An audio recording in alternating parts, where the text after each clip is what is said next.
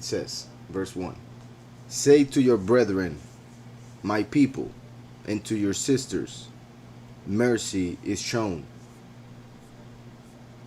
In this case, when it says my people in Hebrew would be Ami, which, as we saw in the previous chapter, Yahweh had told Hoshea to get a wife who had been a harlot in order for him to understand what Yahweh was going through with his people who were acting as a harlot, going to the idols and sacrificing to false Elohim. So he had two children, well, three, but he named one of them Lo Ami, which means not my people, and the other one Lo Ruhama, which means that he would not show mercy.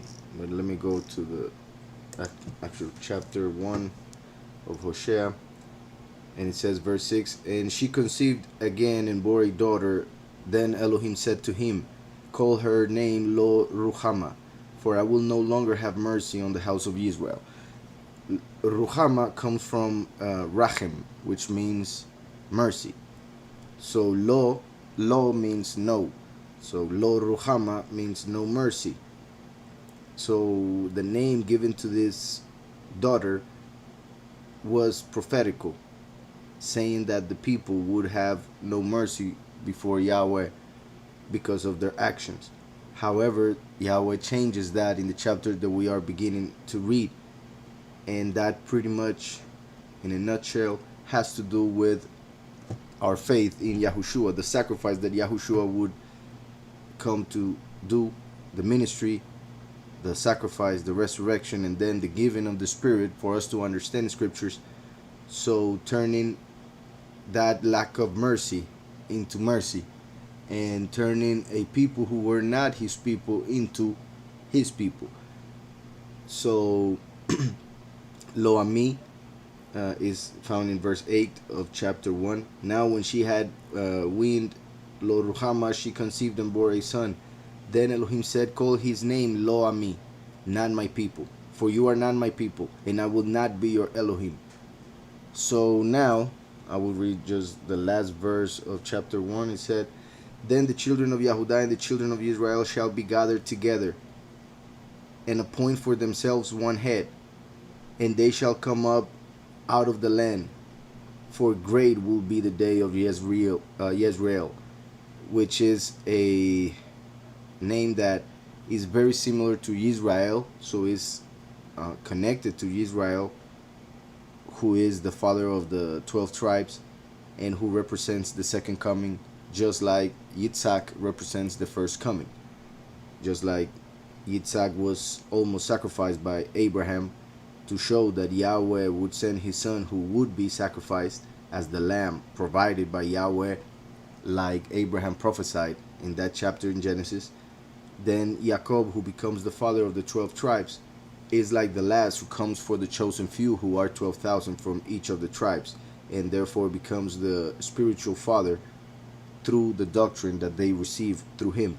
So that is the head. And just like it says here, then the children of Yehudah and the children of Israel shall be gathered together. Because just like Yahweh separated in two for the first and last manifestation, as shown in Isaiah and many parts in scriptures, also the people were separated. In Yehudah, those of the south and those of the north, Israel. Yahushua came for the lost tribes of Israel, so that would be for those of the north. So the last would come for those of the south, which would be the Yahudim, meaning the chosen few who become kings, because the land of Yehudah, or at least the land of Benjamin, who was next to Yehudah, was that of Jerusalem, where the Yahudim, the kings, were, just as the Levites, as the priests. So here in that chapter, which I already explained last week, but it's important for what we are about to read, we see that once the first and last have come, just like first and last become one, as we see in Zechariah 14:9, that in that day Yahweh will be one and his name one. If that day he will be one, is because in this day, meaning during the time of this world of human history, during human history, which is temporal, right before the day in which we enter the eternal. Pretty much that's what I mean.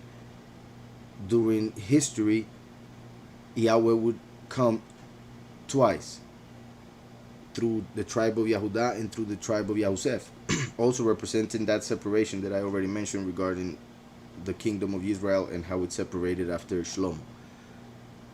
So, just like the people separated, Yahweh said that he would separate his manifestation in two, one through the tribe of Yehudah and one through the tribe of Yosef, as it is clear in Genesis 49. So, in Zechariah 14:9, Yahweh says that he will be one once again after having been first and last, therefore two. So first and last become one, and that is also confirmed in Ezekiel 37, where Yahweh tells Ezekiel to grab in his hand two branches or sticks of wood representing Yehudah and Yosef, representing the two manifestations and representing the two peoples, and then they will become one in his hand. So there are many other things to be said there, and I already mentioned some of them last week, well, the time in which we read chapter 1. So that is what is being said in the last verse of chapter 1. Then the children of Yehudah and the children of Israel shall be gathered together, just like first and last, and therefore they will appoint for themselves one head, being that Yahweh through Mashiach. And they shall come up out of the land, for great will be the day of Israel. Now, going back to Hosea 2, it says, say to your brethren, my people, and to your sisters, mercy is shown. So say to my brethren, Ami, and to your sisters, Ruhama. So take away the law, and not meaning Torah law, but meaning the word no in Hebrew, which is pronounced law. So yeah, hopefully no misinterpretation right there.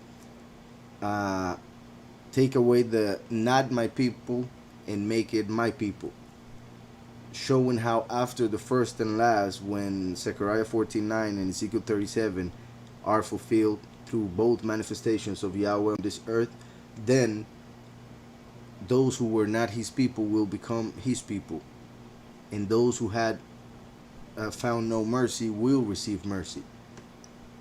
So then going back to verse 2 of chapter 2, it says, bring charges against your mother. Bring charges. Pretty much contend or contention against your mother.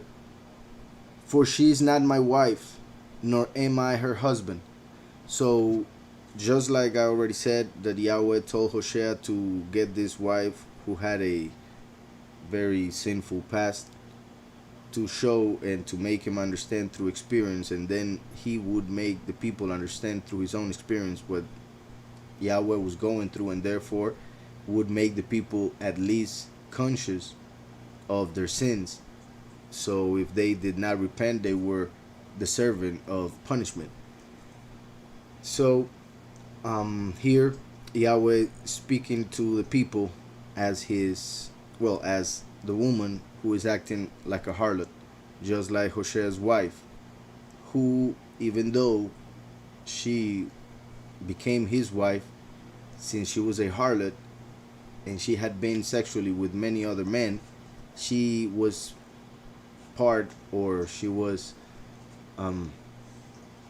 as it is written that when one person has sex with a harlot, becomes one with the harlot, just like it is written regarding marriage.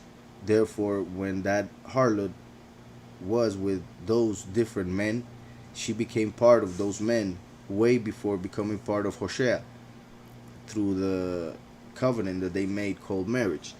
So that's why, just like with Yahweh doing the covenant, the Torah, when they the people acted in the way they did with the idols and everything else, they pretty much made that covenant null. So that's why it says here, bring charges against your mother, bring charges, for she is not my wife, nor am I her husband. Let her put away the harlotries from her sight, and her adulteries from between her breasts. So, to put away all the idols, the false Elohim, from their hearts. Let her put away her harlotries from her sight. Take away those things which are leading you far away from Yahweh, from your sight, from before you. Whatever is an obstacle for you to get to Yahweh through the way, which is Yahushua, you should take away of your life. And then it says, in her adulteries from between her breasts, as in from between her heart, meaning the false testimony, the false doctrine which they have believed, to get rid of it. Then it says, lest I strip her naked, lest I strip her naked. As we know, Yahushua became our clothes.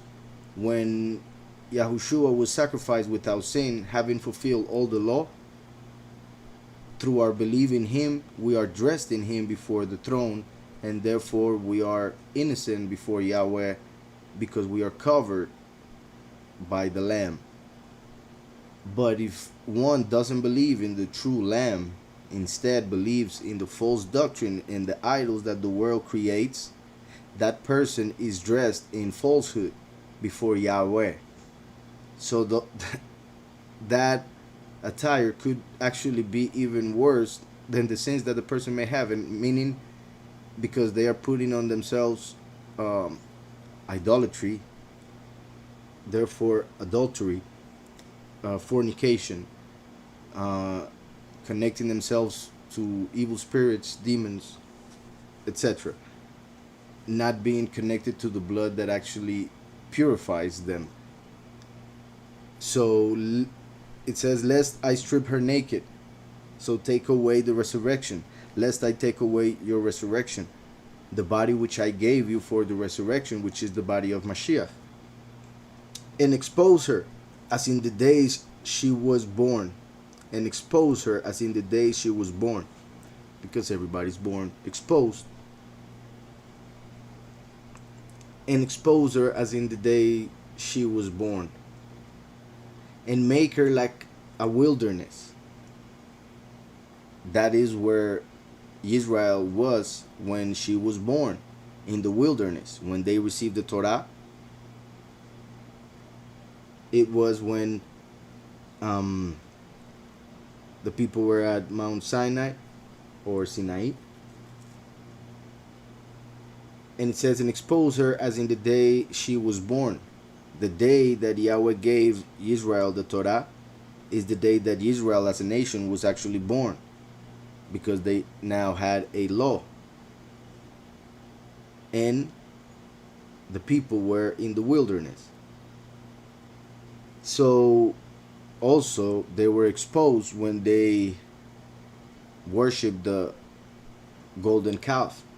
They were exposed when they were sinning and doing bad things against Yahweh or against Moshe. And expose her as in the days she was born, as in the day she was born, and make her like a wilderness, and set her like a dry land, and slay her with thirst. Because if Yahweh takes away the true Mashiach, when people follow false messiahs, Christs, and so forth, they end up thirsty, because they do not have words of life. They are not going into the promised land. They're just going around a desert. No matter how many years you may be in whatever doctrine, like they were 40 years walking around the desert. So I will make her like a wilderness, and set her like a dry land, no water to give fruit. therefore no true teaching of Mashiach for eternal life. Just like Yahweh will take away their clothing, meaning the resurrection, because they do not believe in the true Messiah who gave his body. Yahweh will take away the water, meaning his blood, which he gave to give life. So and make her like a wilderness, and set her like a dry land, and slay her with thirst. I will not have mercy on her children, for they are the children of harlotry.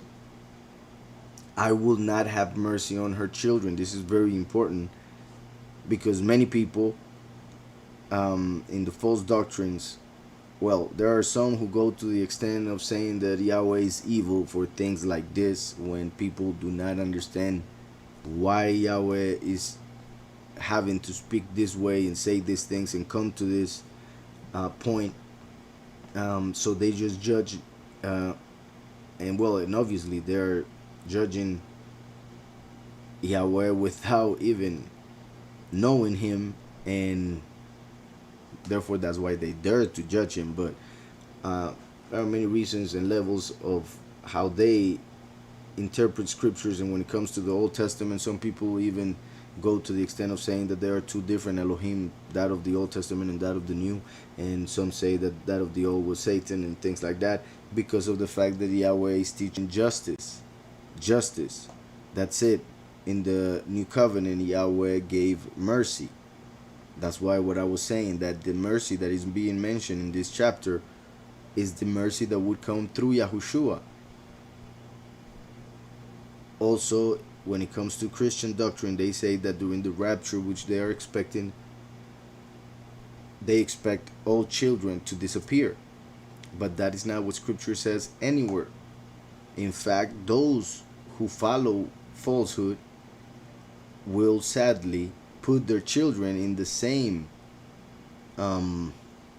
destiny as themselves. That's why it is very important for us to seek the truth, to do what we must do according to Yahweh and the scripture that he gave us. And if we have children, to make sure that they are also included in the blessing that we will receive for doing what he asks us to do. So it says, I will not have mercy on her children, for they are the children of harlotry. For they have given those children to false entities, for they have delivered those children to idols. Through their teachings, through whatever doctrine, through many, many ways in which that happens nowadays. Verse 5. For their mother has played the harlot. She who conceived them has behaved shamefully. So this obviously has to do with the people of Israel as a whole, who were so much within harlotry that when Mashiach himself appeared, Yahweh in the flesh, was rejected and killed by the people.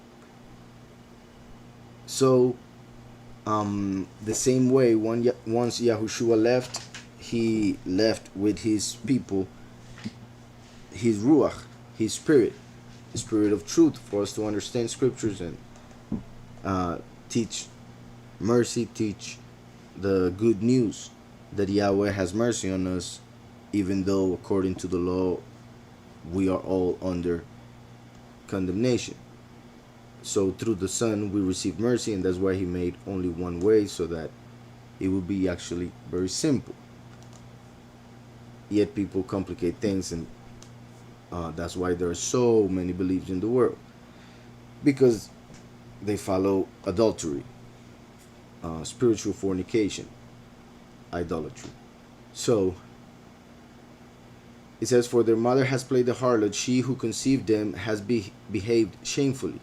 So like I was saying, just like the people of Israel behaved this way, the same way once Yahushua started building the congregation, being himself the cornerstone. So just like Moshe gave the Torah and gave birth to the nation of Israel, and they started acting like harlots, and that's why Yahweh rejected them as his wife. Then when Yahushua came for his bride and began the congregation through Rome, the apostasy began, and well, many other things before even Rome, meaning before Rome made it Catholicism. There were other things that had to do with the apostasy, but for 2,000 years there was an apostasy, and that's when the congregation started doing the same that the people of Israel did. So that's why Yahweh now comes to make of those two sections of people, both Israel and Gentiles, both Israel and Yahudim,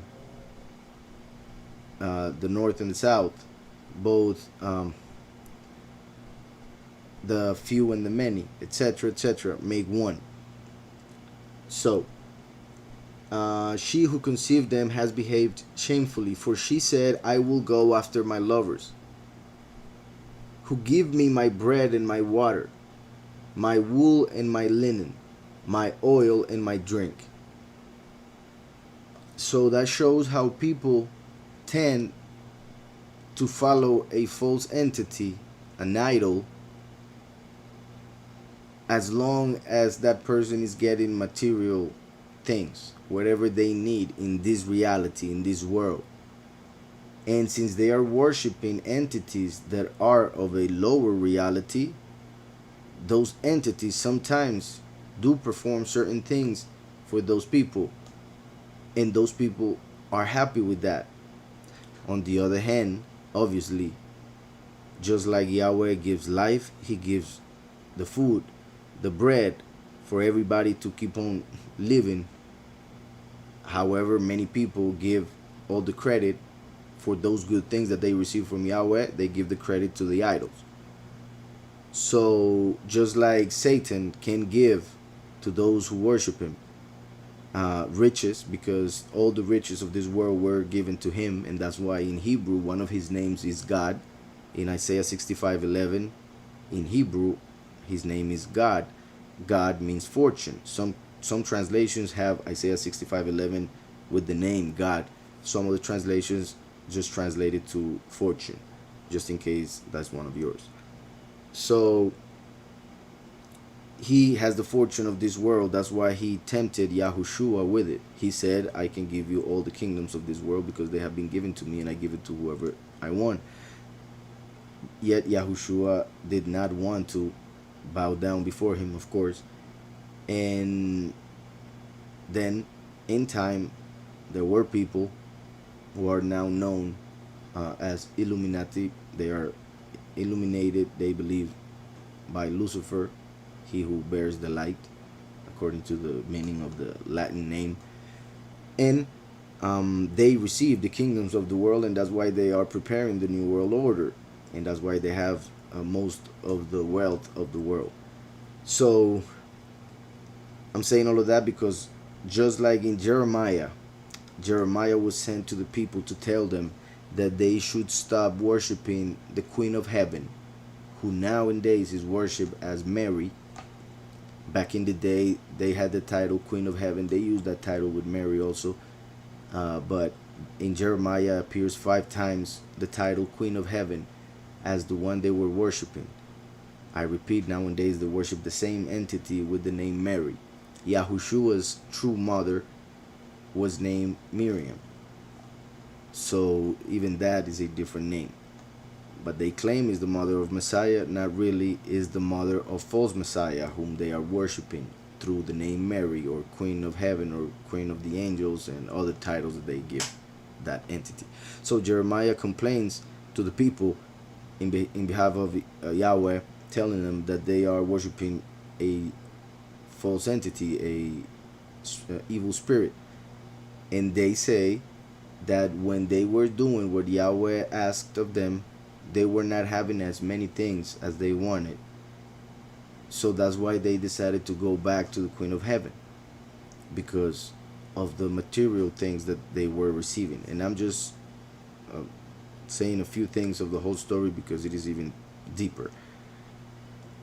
But that's the same thing that is being said here. Just like a woman sells her body for material things, money, or precious stones or whatever, a people tend to follow a doctrine that shows them that they can become rich materially in this reality. So when people have the focus on this world, then they will follow those type of beliefs, those types of churches, like those of the prosperity doctrine. And also many times we come out of those false doctrines and start following Yahweh, and then a spiritual war begins that was not happening before because we were in falsehood. So once we begin in the truth, there's a spiritual war, and sometimes that means being tested. I noticed that the camera, is not working that well. I see a question here. How come the pastors are not mentioning their real names? Why do they not even mention the lost books of the Bible? There are many reasons. Some of them are told not to do it. Some of them are afraid because of what people may say or how they may react, or they don't want to lose people in the congregation through their preaching because that means less money for them, and a bunch of other things. So there are many reasons. And the books, because of the important knowledge found in it. Alright, so the audio is fine. So I'll continue. As I was saying, when one comes to the truth, and spiritual war begins.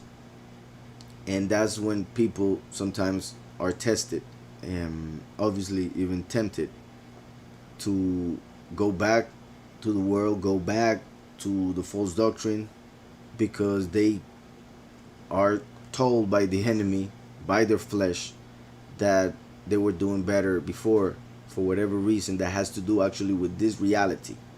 Perhaps they weren't having any issues with a family member that happens to not believe in Yahweh and Yahushua. So now when they come to the truth, there are certain issues, sadly, because of the different yoke.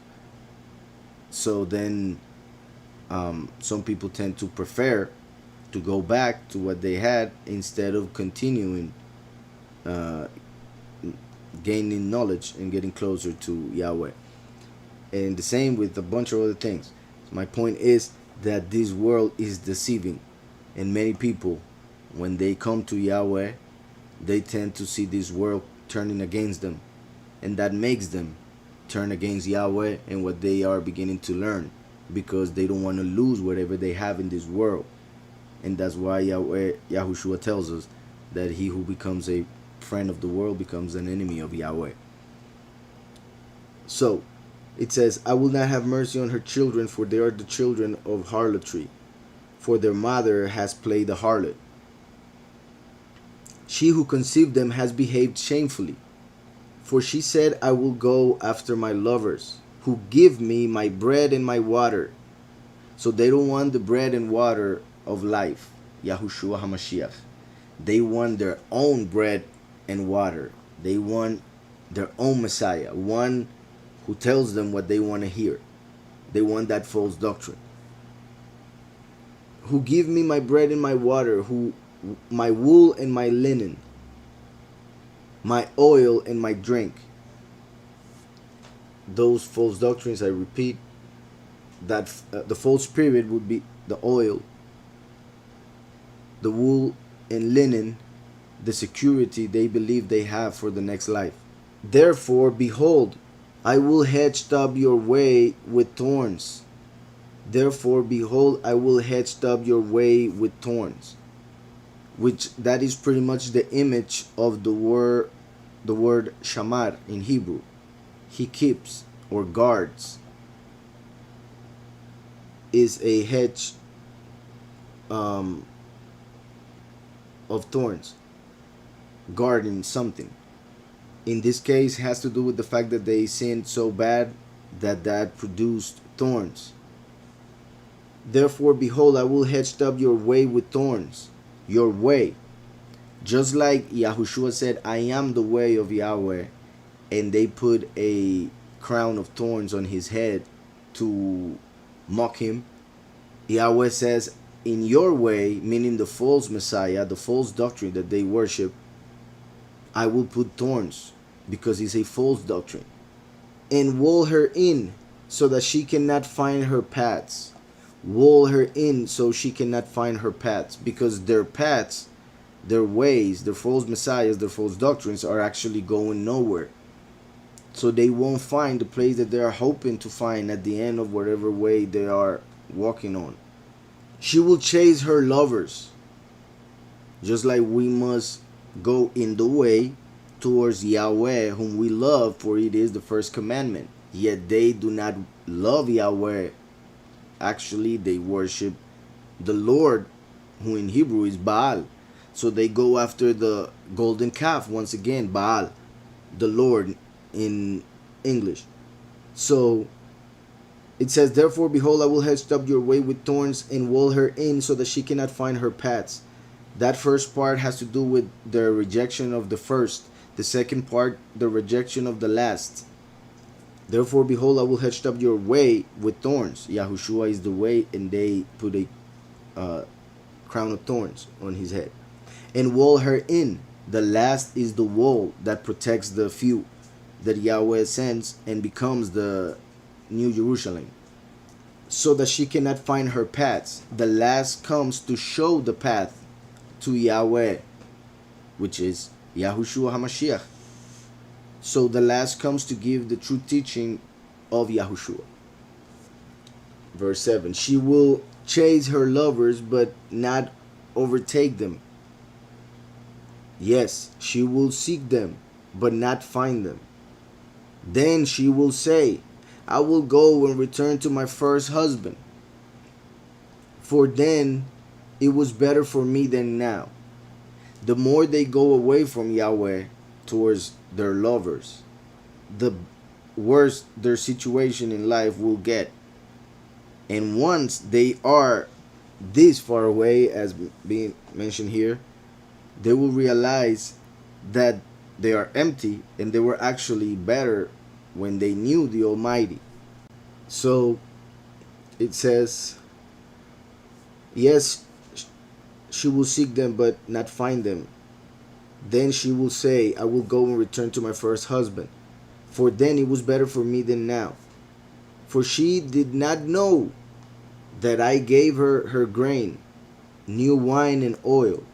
What I was saying, Yahweh is the one who gives us all good things, even when we are being rebellious. So those people who are in different religions, worshiping demons, false entities, they give the credit for whatever good they get to those false entities. That's why when you tell a person that is a Christian that Yahweh is the true name and Yahushua is the name of the Son and that we should pray in their names, those people normally tend to say, but Jesus, God, the Lord, has answered my prayers. And that's because they do not understand this part, that the actual prayers that were answered by the Almighty Creator, who is good, because those entities that they worship have no actual power to do anything, just like the idols that they use to represent them. So, for she did not know that I gave her grain, new wine and oil. Grain, like the chosen few, like the bread that Yahushua gave us, representing his body. New wine, his blood, for life. And oil, the Ruach HaKodesh, the Spirit.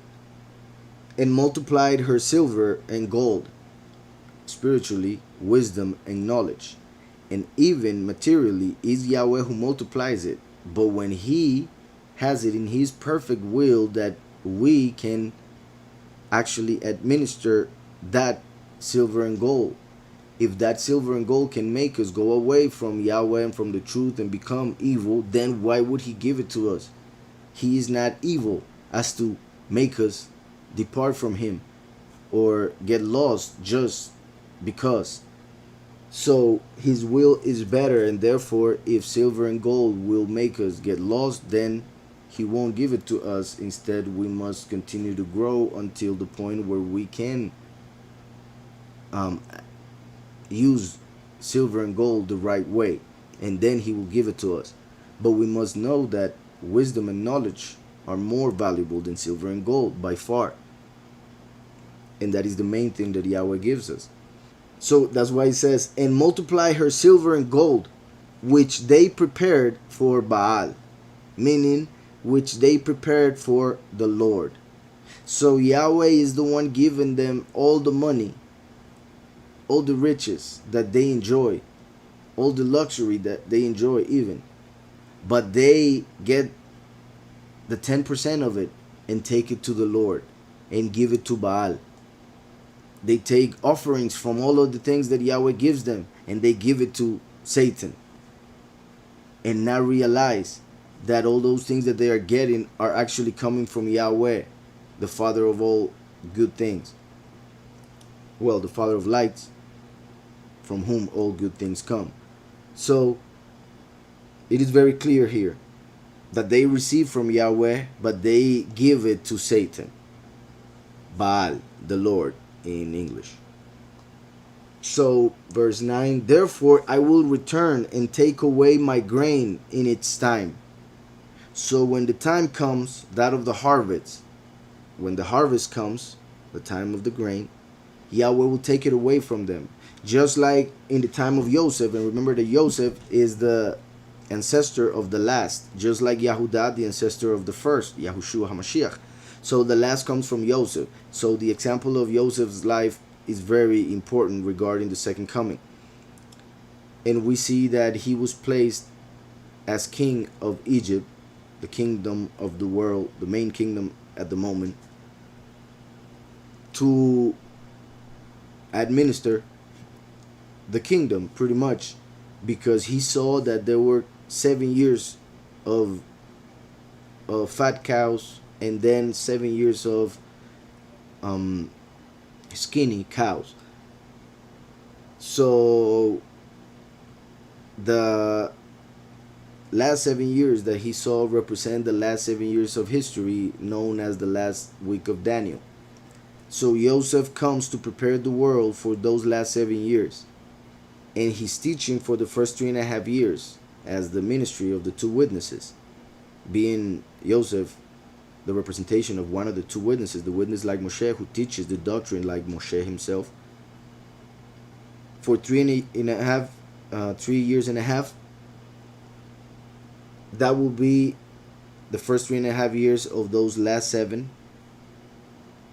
He will be given bread of life, true food, since in the third seal of Revelation, the third seal will be hunger, famine, which is mentioned in Amos as a hunger for the truth, a hunger for the word of Yahweh more than for food. So just like there was famine in the time of Joseph, and he was the one selling food to the whole world, in the end times, when there is hunger for the truth, when famine comes to the world through the third seal, the descendant of Joseph will be the only one with spiritual food to provide to whomever is looking for it in the world. So also regarding that, when Joseph told everybody what was going to happen in the next 14 years, 7 good years, 7 bad years, he told them during the next 7 good years everybody should gather everything they can, and they actually did. But since they were not righteous and they didn't do it exactly the way he told them, their food got bad, so they couldn't eat it when the time came for them to eat it. So that's why, even though they saved food and they prepared according to what they thought was preparation, when the time came, they were not prepared. So they were still in need of coming to Joseph for food.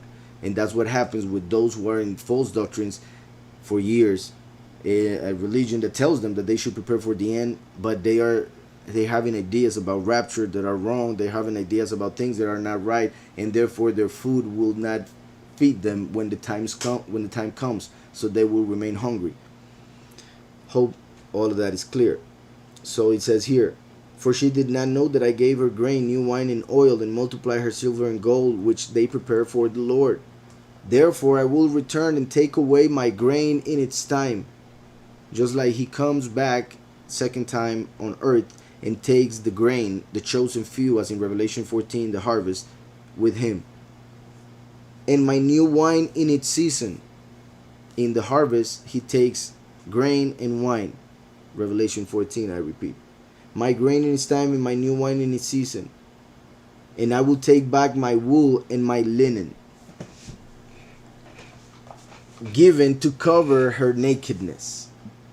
So he will take away the mercy offered in Yahushua and the last. Wood and linen.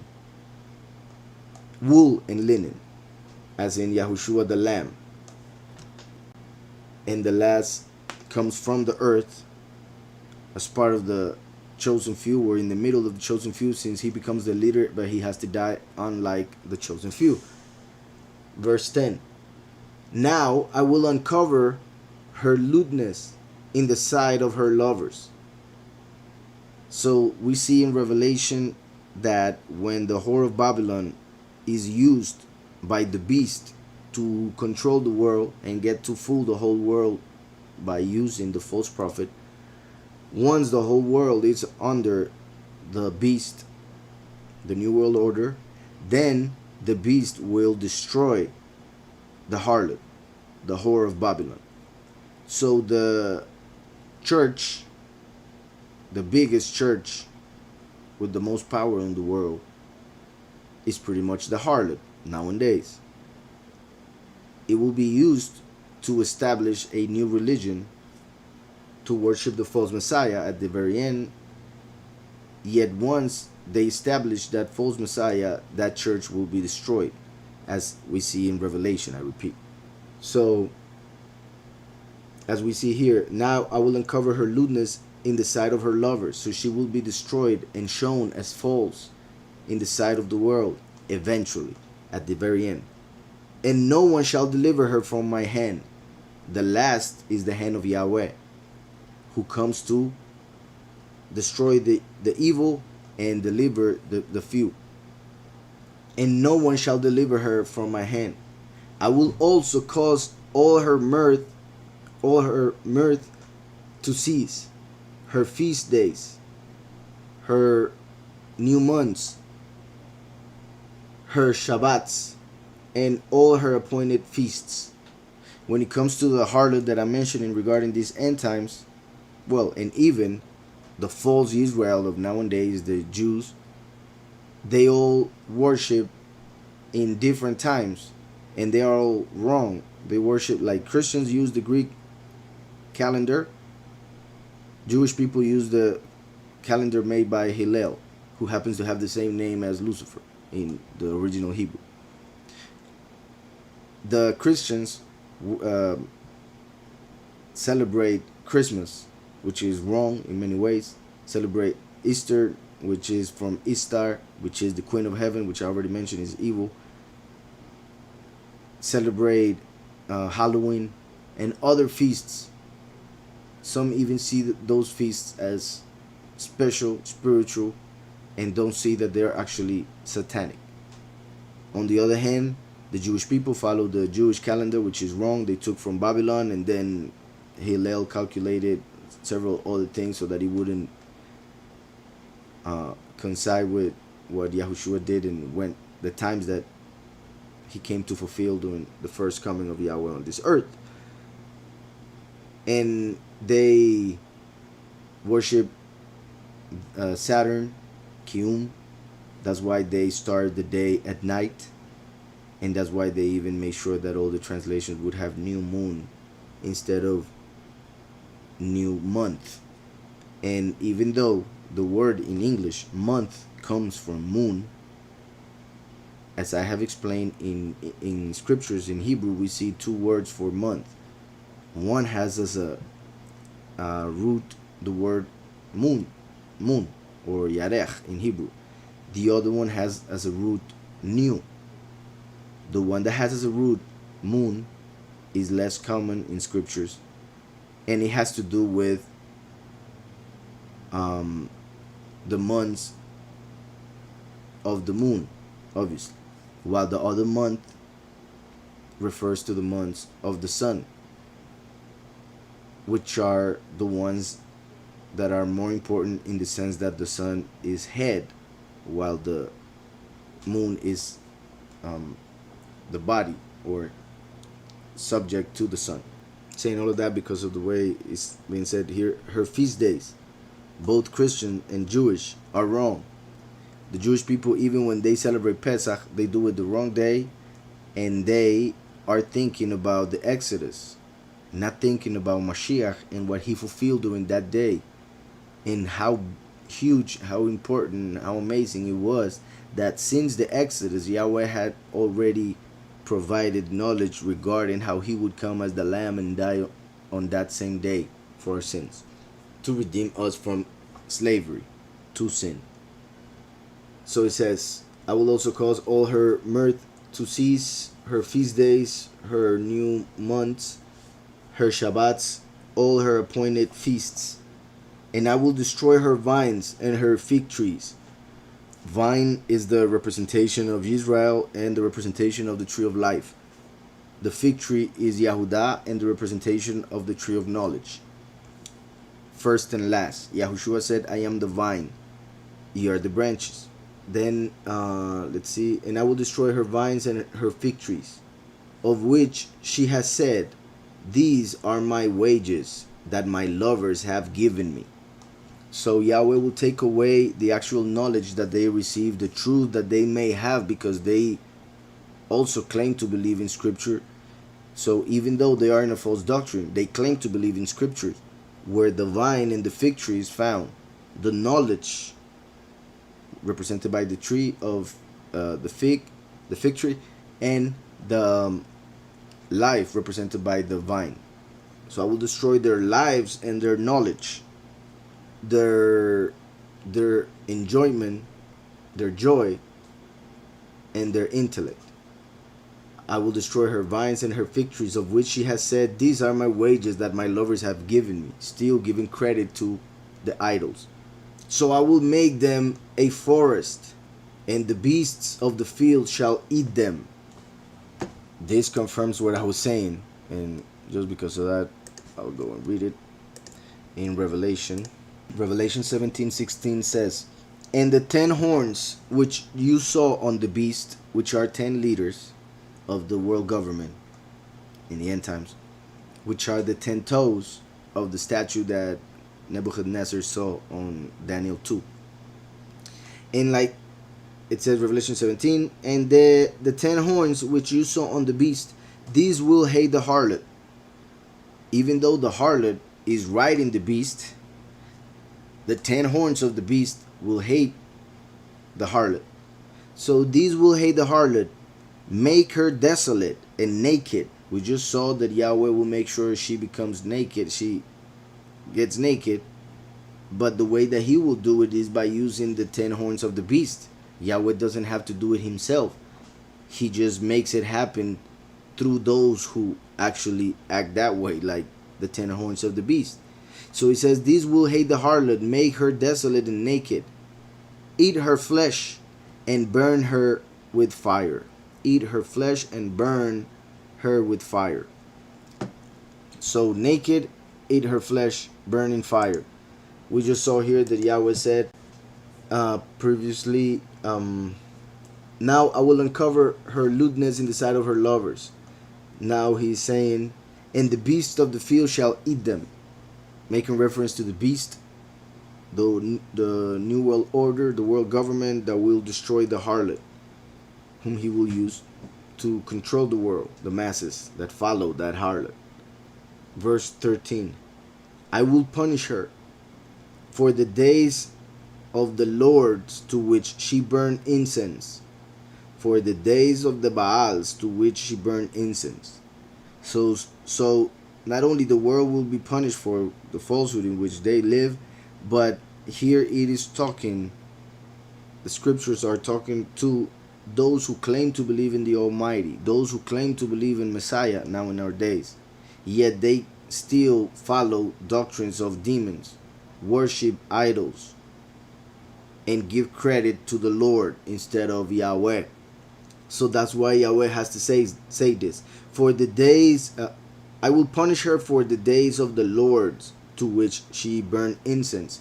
Burning incense represents prayer and the deeds that the righteous do. Yet those who are not righteous, whatever they do, which they claim it is for the Almighty, are actually, in most cases, sins that will be put against them in judgment. So that's why it says, I will punish her, just like the many will have to die in 30 days, as Hosea 5:7 will say later.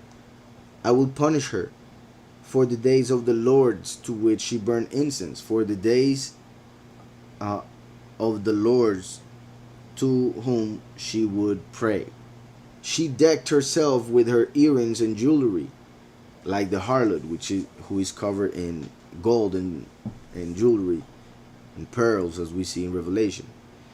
She decked herself with her earrings and jewelry, and went after her lovers. But me she forgot, said Yahweh. That's why when one tells a Christian or Catholic about Yahweh and Yahushua, they don't know anything about him. Sometimes Catholics may say Yahweh, but they don't know really who Yahweh is, the importance of his name, and even less when it comes to the name of his son Yahushua. So to them it's something new, which means that as a people they forgot the true Elohim. Therefore, behold, I will allure her, will bring her into the wilderness, and speak comfort to her. I will give her her vineyards from there. So this is very interesting, because since the people rebelled and went after the golden calf, then Yahweh manifests through Yahusef, who represented a calf, or was represented by a calf, an ox, a bull. So the last comes from that tribe to atone for the sin of the golden calf. So he comes as a calf to be killed in Yom Kippur, as the ox that is sacrificed in Yom Kippur, to pay for the rebellion of the people during the past 2,000 years. Just like when Moshe came out with the people and they started worshiping the golden calf, they had 40 years to go in the desert. 40 years representing the 40 jubilees. 40 jubilees are 2,000 years. So 2,000 years in the desert for having worshipped the golden calf, rejecting the true Messiah, Yahushua. So at the end time, the last comes as an ox from Yahusef to be killed. I guess we're back. I'm not very sure where it got cut, but I think I was talking about Yom Kippur. So just like in Yom Kippur, in Leviticus 16, we see that in Yom Kippur, the priest had to sacrifice a male goat, a bull, an ox, and a ram. Each of those animals represents the three men that Yahweh would send and who would be sacrificed. The male goat, Yahushua HaMashiach.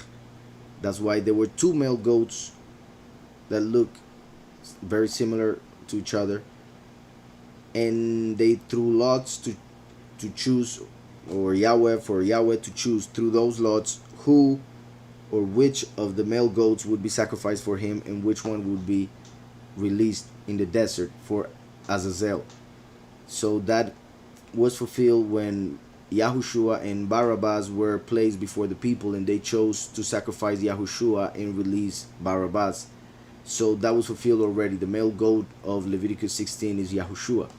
The ox is the descendant of Joseph, the last, whose blood was mixed with the blood of the male goat, showing how first and last become one at the end. And the ram was an offering for Yahweh after everything was atoned for. And that ram is Eliyahu. the witness like Eliyahu, who comes with the witness like Moshe, as the two witnesses of Revelation 11. Yahushua, the male goat, already appeared. So only the death of the two witnesses is left for Yom Kippur to be fulfilled. I'm saying all of that because it is amazing how after Yahweh is complaining to the people because they left Yahweh to go after the ox, the golden bull, the golden calf, Yahweh starts showing them mercy all of a sudden from one verse to the next and telling them that since they act that way, then he would appear and allure them into the wilderness once again, as he did in Egypt when he took them to the desert to give them the Torah as Moshe, through Moshe. So now as the witness like Moshe will bring them back while they are in the apostasy, coming as a thief in the night, as an ox, for that's what they are looking for. So they end up finding Yahweh in this time in which is as night, spiritually speaking, meaning everybody, most people are blinded spiritually because we are in the end times, the worst generation. The enemy has built a plan for years and years that has worked on most people, sadly. So we need to break them free from that programming by using Yahushua HaMashiach, who is the light, for they to be able to see and recognize Yahweh in these end times. Yet my point with this that I am reading is that since they went away from Yahweh towards the golden calf, Yahweh appears as a calf himself, as a thief in the night, and brings them back to himself through the last, who happens to come as a prodigal son. So he happens to come as one of them, who is born in the same falsehood and therefore needs to come out of it himself in order for him to be able to help others to come out also. So it says, therefore, behold, I will allure her, will bring her into the wilderness, and speak comfort to her, as the spirit of comfort that Yahushua said that he would send. That represents the Ruach HaKodesh that would then manifest once again in the flesh as the last. So I will bring her into the wilderness and speak comfort to her. I will give her her vineyards from there in the valley of Achor as the door of hope. Yahushua is the door, and obviously of hope, among many other things. So in the valley of Achor as the door of hope. Let's see this name, Achor. Achor means trouble, disturbance, to cause trouble or sorrow. Just like Yahushua came and they saw him as trouble, and that's why they caused him sorrow. So I will give her her vineyards from there. Like Yahushua is the vine and he became our life by giving his blood like the wine. So I will give her her vineyards from there in the valley of Achor as the door of hope. In the valley normally has to do with trials, just like Yahushua was tested and he went through trial in order to give us hope for eternal life. So the valley of Achor as the door of hope. Yahushua said in John 10 that he is the door, the gate. She shall sing there, as we see in Revelation 15, that when the chosen few are harvested in the seventh trumpet, they sing the song of Moshe and the Lamb. She shall sing there, as in the days of her youth, as in the day when she came up from the land of Egypt, confirming what I was saying, through Moshe and Aaron, now through the two witnesses. Witness like Moshe, witness like Eliyahu, or like Aaron. As in the day when she came up from the land of Egypt, meaning that this is talking about the time of the second Exodus, which will happen in the middle of the last week of Daniel, right after the 3.5 years of the two witnesses doctrine being preached in the whole world. Verse 16. And it shall be in that day, says Yahweh, that you will call me Ishi, and will no longer call me Baali. Those two words I said them in Hebrew. Now I'm gonna say them in English so that you see how clear scriptures are when we actually, well, look a little bit deeper into it, because the translators did a mess with it, and sometimes they would translate one word, sometimes they wouldn't translate it. Sometimes they would translate one word as something, and then they would translate that same word as something else somewhere else. So, and it shall be in that day, says Yahweh, that you will call me my husband, and no longer call me my Lord. So Yahweh is telling the people, and in this case, including the many whom will have to go through the 30 days of tribulation and then be resurrected. In that day, when they are resurrected and they are worshiping Yahweh finally, they will no longer call him Lord as they do nowadays. They will finally call him husband, sovereign. In this case, I included the many because of the fact that in Hoshea they are mentioned as the ones who will have to die in those 30 days. But the fact that it says my husband has to do obviously with the chosen few who get out of the falsehood. They stop calling him Lord, Baal, which he doesn't like according to scripture, and start calling him Yahweh through his son Yahushua, who happens to be the husband of the congregation. So those chosen few, once they receive the transformation, will go to sing the song in the firmament, Revelation 15, and then to marry Messiah in the wedding of the Lamb, and therefore will call him husband.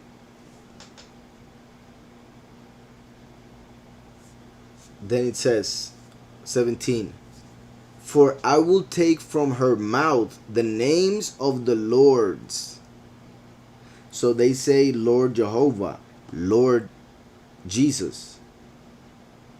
And Yahweh is saying, I will take from her mouth the names of the lords. So if one name of a Lord is Jesus, that name will be taken out of from the mouth of those who believe.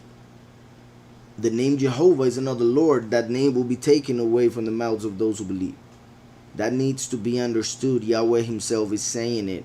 I will take away from your mouths the lords, the names of the lords. That means that Yahweh is not a Baal. Yahweh is not Baal. Yahweh is not Lord. Yahweh is sovereign, creator of all those who claim to be lords. For I will take from her mouth the names of the lords, and they shall be remembered by their name no more. They will be remembered as evil and many other things, but not by their name. They won't be given the honor that they receive nowadays through those names, because that honor belongs to Yahweh, like he himself said it in Isaiah, that he gives honor to no other name other than Yahweh. So they do give honor to other names, so that's why Yahweh will take away those names from their mouths. As it says here, for I will take from her mouth the names of the lords, and they shall be remembered by their name no more. In that day I will make a covenant for them, like we saw also at least in the Spanish teaching in Isaiah 42, how he sends the last to become a covenant or confirm the covenant that Yahushua made. Just like Moshe came down with the tablets that Yahweh wrote with his own finger, just like Yahushua came through a virgin and fulfilled the Torah. Yet they worship the Lord, the golden calf. So Moshe broke the tablets, just like the covenant was broken through that apostasy. Then the last comes to confirm the covenant, just like Moshe had to go back up and write the tablets now through his own hand and come down to show it to the people. So the last comes at the end to confirm the covenant. For I will take from her mouth the names of the lords, and they shall be remembered by their names no more. In that day I will make a covenant for them with the beasts of the field, with the birds of the air, In one sense, that is with the demons and with the angels. Different sense, obviously, with the creation itself, actual birds and beasts, but also um, with the beasts of the field, like the nations, and the birds of the air, the angels over those nations, and with the creeping things of the ground, bow, bow and sword of battle, I will shatter from the earth. The bow and the sword of battle, meaning physical weapons that they use in this world, Yahweh will destroy, because there won't be war in the world that we are going to. Yahweh first and last are his sword and bow, but those are spiritual sword and bow, of course. So the word is the sword, the teaching, the voice is the bow. So Yahweh will, it says here, bow and sword of battle I will shatter from the earth, to make them lie down safely, so that everybody feels safe. There will be any war anymore, like I already said.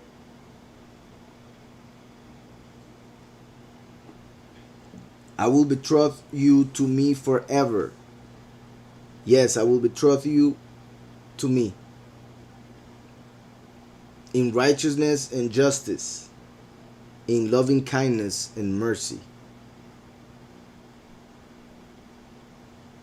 Righteousness and justice like the last, loving kindness and mercy like the first.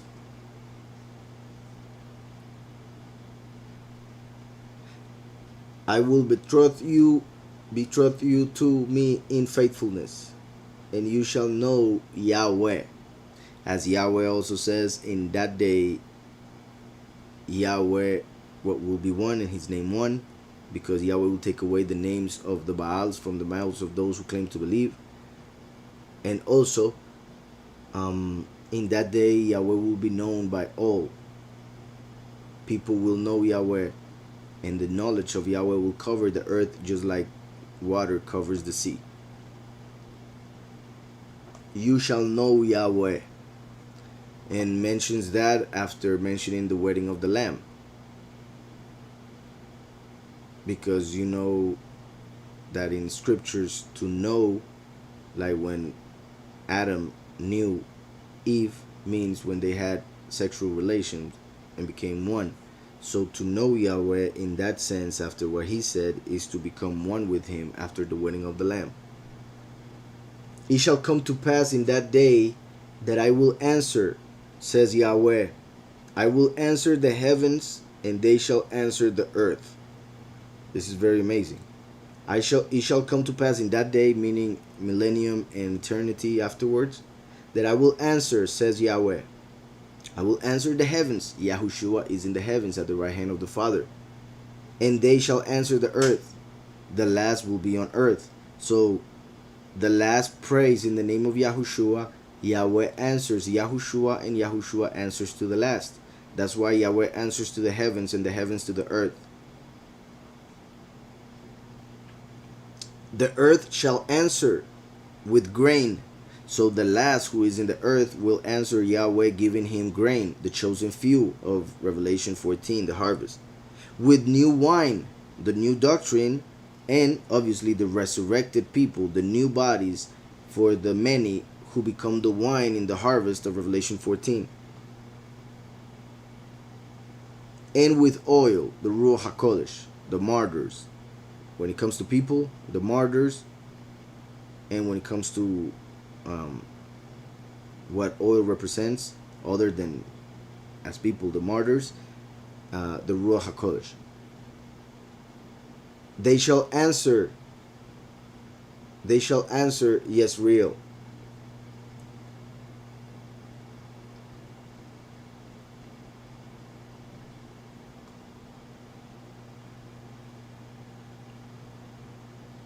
So, yeah, as I have mentioned, that name means Yahweh will sow.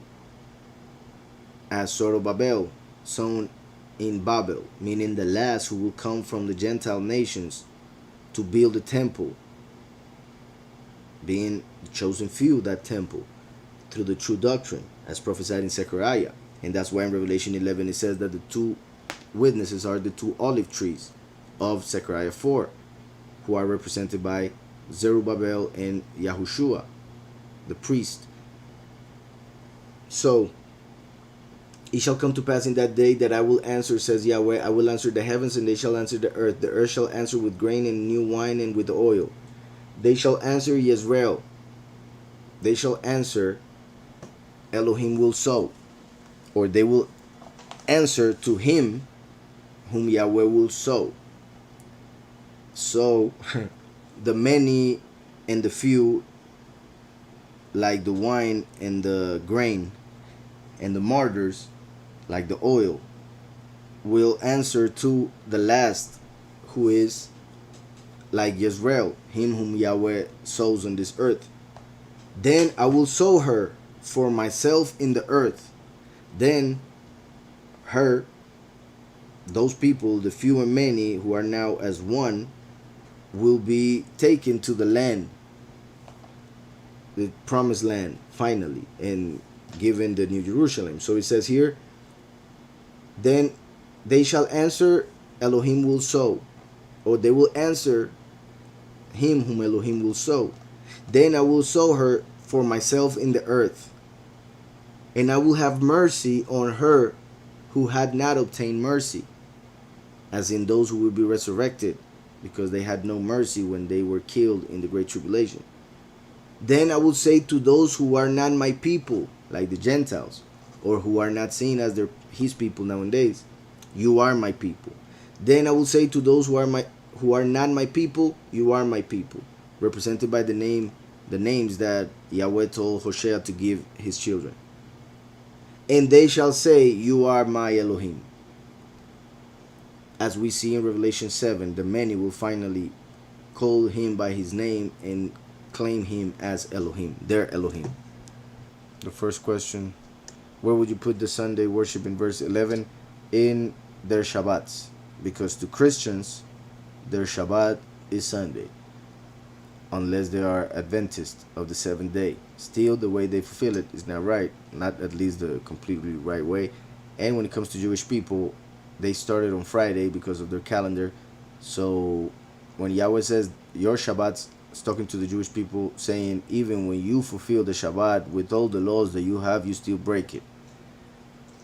But when it comes to the Christians, to them, they have Sunday as Shabbat, so their Shabbats would be their Sundays, because they switched it, the word of Yahweh. I hope that is understood. I explained a lot more earlier, but that was my problem. Let me see the other question.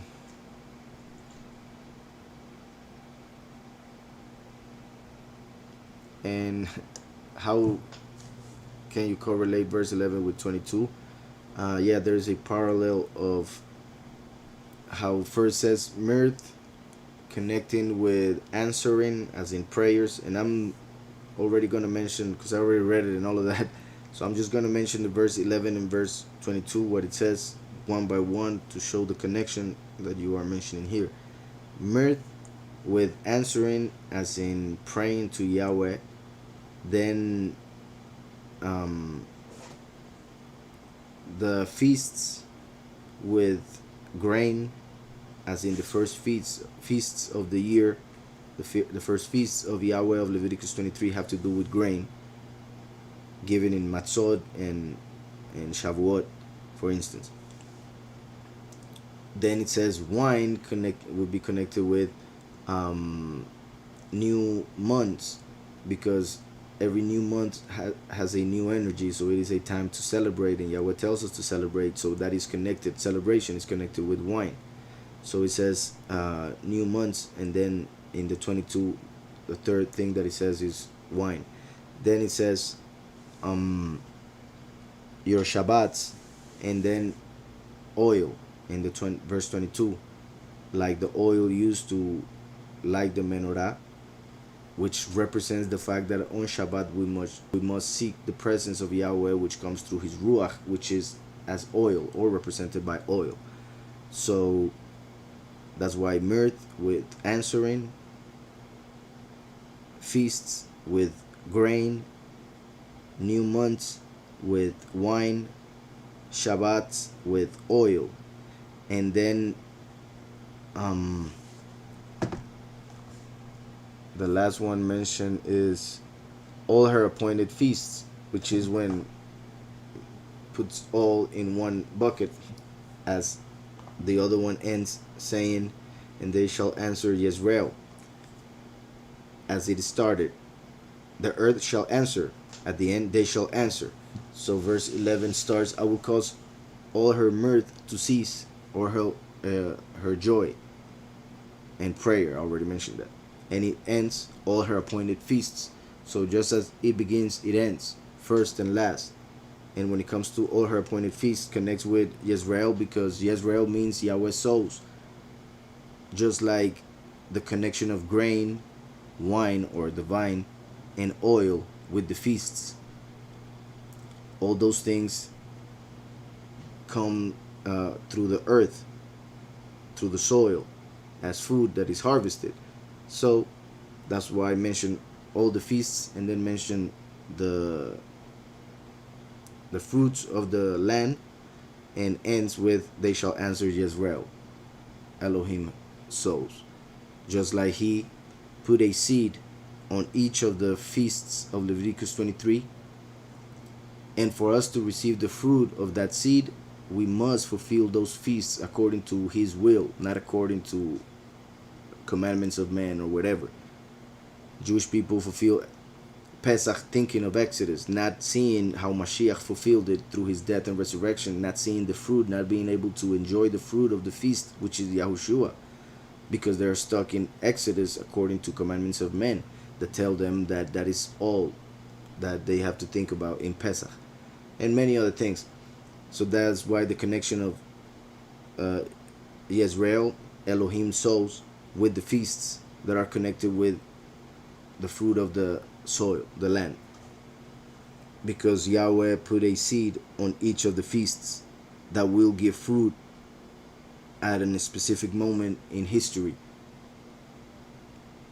And that's why we as the congregation must take care of those feasts in order to be able to enjoy the fruit of it when it is fulfilled, just like the first feasts have been already fulfilled by Yahushua. Pesach with his death, Matzot with his burial, Bikurim, first fruit, with his resurrection, and Shavuot by giving the Ruach HaKodesh as the guarantee.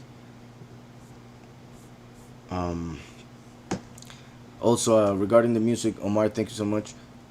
They already sent the album, so hopefully in like 5 days it will be on Spotify and iTunes and other places, bunch of other places, hopefully.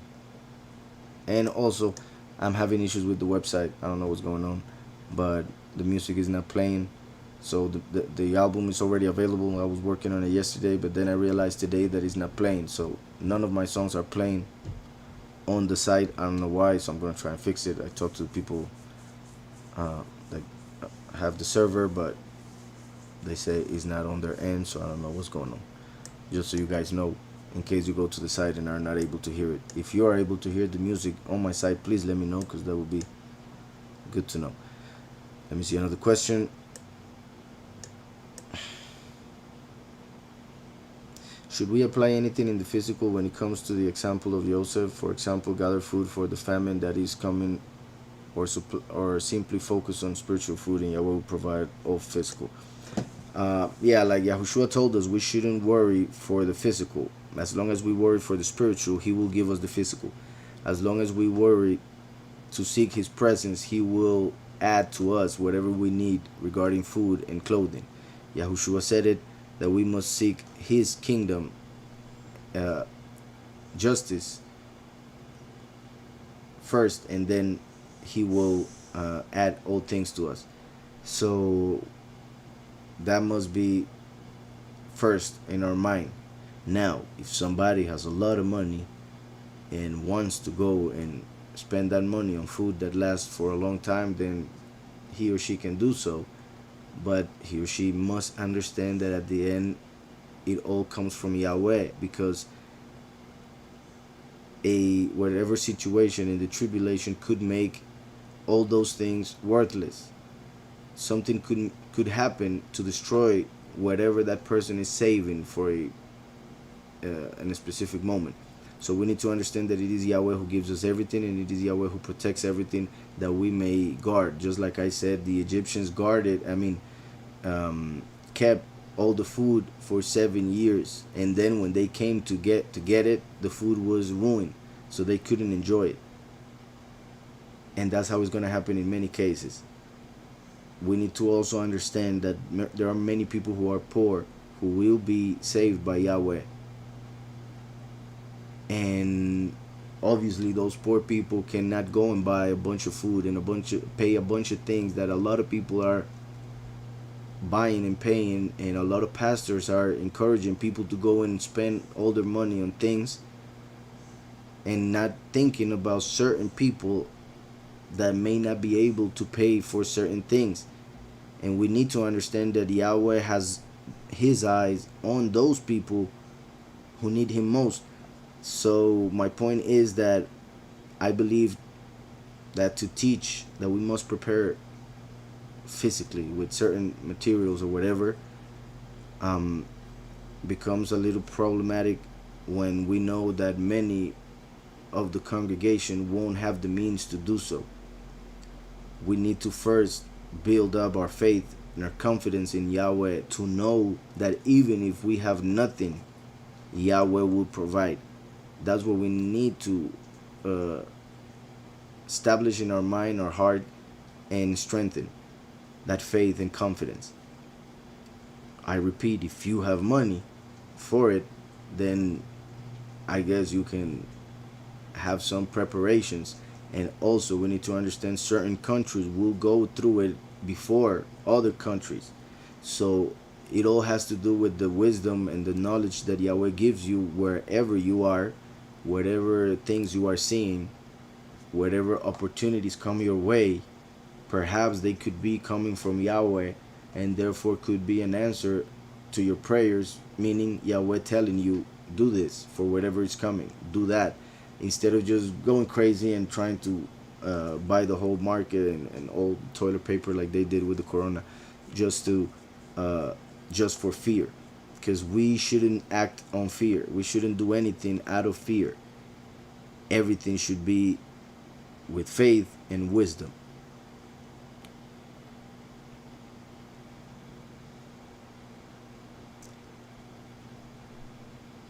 I'm glad you like the song Realize.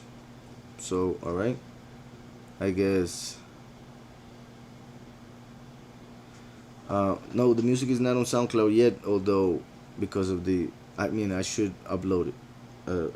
I had not uploaded it because it was more focused on the ministry and my music is part of the ministry and everything I say is everything I say on the teachings. However, the rhythm or the genre of my music is not what everybody likes. So that's why I tend to, I had separated the music from the teachings in SoundCloud, meaning I only uploaded, and it wasn't even me, but the teachings. If you guys want, because I wasn't even, I'm not the one paying for that account, it's our brother Celio, if I'm not mistaken still. So if so, and if you guys want, of course I can upload them there. But for now I had just decided not to unite it, because some people may hear the music and just because of the rhythm of it sadly might reject the teaching because of music taste.